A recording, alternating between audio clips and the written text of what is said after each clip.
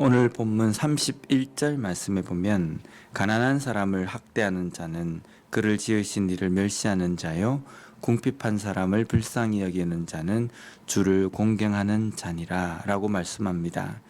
하나님께서 이스라엘 백성들에게 율법 계명을 주실 때에 거기에 내용에 보면 고아나 또 과부 가난한 사람들을 선대하라고 명령하십니다.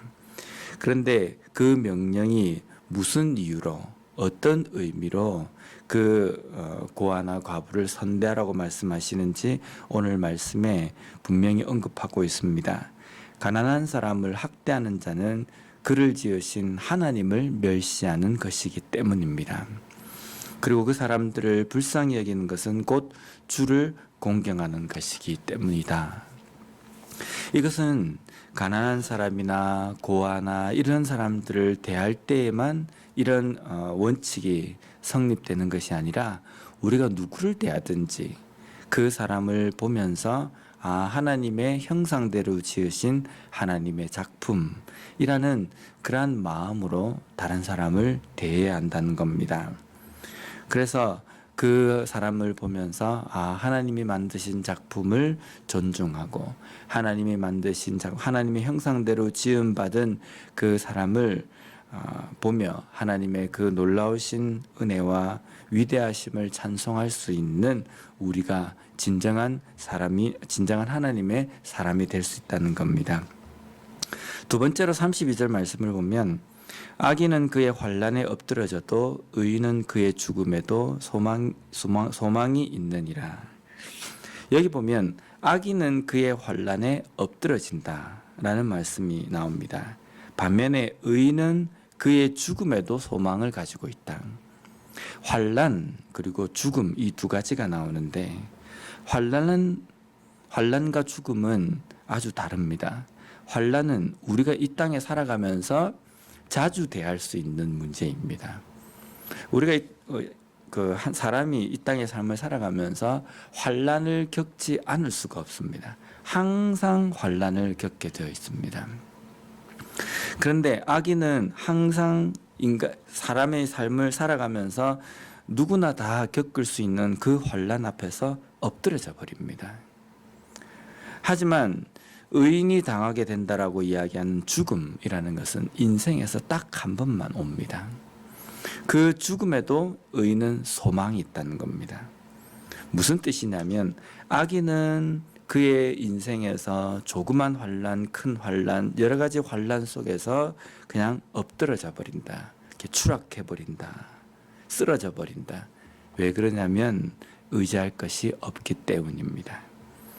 반면에 의인은 죽음, 인생에 딱 한 번 오는 환난 중에서도 가장 큰 환난, 가장 큰 어려움 앞에서도 소망을 가지고 있습니다. 왜냐하면 하나님께서 그 의인을 붙드시고 하나님께서 피난처가 되시며 의지가 되시기 때문이라는 겁니다. 그렇기 때문에 우리가 이 땅의 삶을 살아가면서 우리에게 오는 환난과 어려움, 우리도 분명히 겪게 되어 있습니다. 그 환난과 어려움을 겪을 때에 영원한 의지가 되시고 영원한 나의 산성이 되시는 하나님이 나와 함께 하시기 때문에 이 환난 속에서도 나를 건지시고 나를 붙이신다는 그 믿음을 잃어버리지 않고 살아가는 삶이 되어야 합니다. 그리고 그런 삶을 살아가는 사람에게는 죽음 이후에도 하나님께서 소망을 주시고 그 소망을 가지고 붙들며 살아가는 삶이 된다는 겁니다. 마지막으로 33절 말씀을 보면 지혜는 명철한 자의 마음에 머물거니와 미련한 자의 속에 있는 것은 나타나느니라. 이 명철한 자는 그 속에 지혜가 마음에 머물러 있다라고 말씀합니다. 근데 여기에 머문다라는 단어는 히브리어로 타누아흐라는 단어인데 이것은 휴식을 취하다라는 뜻입니다.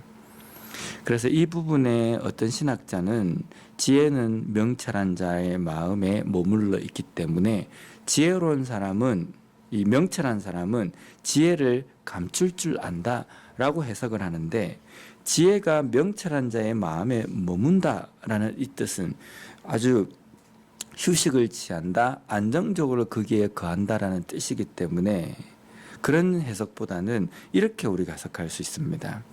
지혜는 명철한 자는 지혜가 그 속에 자리를 잡고 있다. 편안하게 자리를 잡고 있다라는 뜻입니다. 내가 금방이라도 쫓겨날 것 같은 그런 생각을 갖고 있다고 한다면 정착을 하지 못하는 것처럼 지혜가 편안하게 휴식을 취하고 있다라는 뜻은 명철한 자의 마음속에, 명철한 자의 삶 속에는 지혜가 자리를 잡고 있다는 겁니다. 그렇기 때문에 명철한 자가 말을 하거나 행동을 하거나 삶을 살아갈 때에 그 삶 속에는 이 지혜가 자연적으로 드러난다는 겁니다. 반면에 미련한 자의 속에 있는 것은 나타난다라는 말씀입니다. 미련한 자의 속에 있는 것은 무엇이겠습니까? 미련함입니다. 어리석음입니다. 미련한 자의 삶 속에, 마음 속에는 어리석음과 미련함이 있기 때문에 그가 살아가는 삶 속에 분명히 이 미련함과 어리석음을 드러내는 삶을 산다라는 말씀입니다. 그래서 말을 해도 미련함과 어리석음이 드러나고 행동을 해도 그 행동 속에 미련함과 어리석음이 그대로 드러난다는 겁니다. 그렇다고 한다면 나는 내 삶 속에 살아가면서 지혜를 드러내는 삶을 살아가고 있는가? 아니면 미련함과 어리석음이 드러나는 삶을 살아가고 있는가? 우리의 삶을 돌아봤으면 좋겠습니다. 그리고 내가 입을 열든 행동을 하든 어떤 삶을 살아가든 내 삶 속에 하나님으로부터 온 그 지혜가 가득한 삶이 되었으면 좋겠습니다.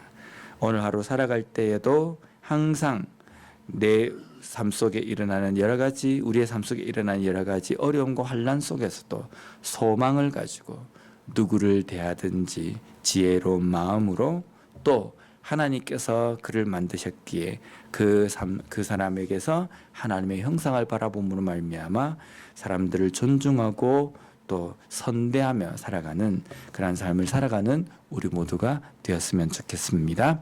기도하겠습니다.